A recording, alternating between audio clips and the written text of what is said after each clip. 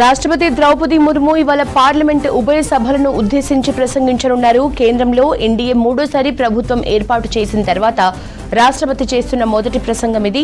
మోదీ సర్కార్ ప్రాధాన్యాల్ని వివరించనున్నారు ముర్ము.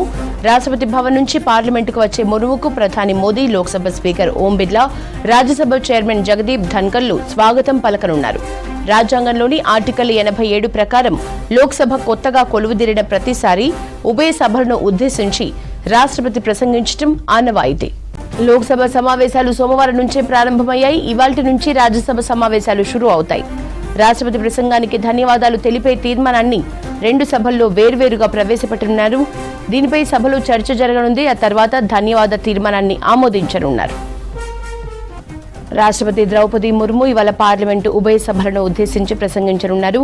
కేంద్రంలో ఎన్డీఏ మూడోసారి ప్రభుత్వం ఏర్పాటు చేసిన తర్వాత రాష్ట్రపతి చేస్తున్న మొదటి ప్రసంగం ఇది. మోదీ సర్కార్ ప్రాధాన్యాల్ని వివరించనున్నారు ముర్ము. రాష్ట్రపతి భవన్ నుంచి పార్లమెంటుకు వచ్చే ముర్ముకు ప్రధాని మోదీ, లోక్సభ స్పీకర్ ఓం బిర్లా, రాజ్యసభ చైర్మన్ జగదీప్ ధన్కర్లు స్వాగతం పలకనున్నారు. రాజ్యాంగంలోని ఆర్టికల్ 87 ప్రకారం లోక్సభ కొత్తగా కొలువుదీరిన ప్రతిసారి ఉభయ సభలను ఉద్దేశించి రాష్ట్రపతి ప్రసంగించడం ఆనవాయితీ. లోక్సభ సమావేశాలు సోమవారం నుంచే ప్రారంభమయ్యాయి. ఇవాల్టి నుంచి రాజ్యసభ సమావేశాలు షురూ అవుతాయి.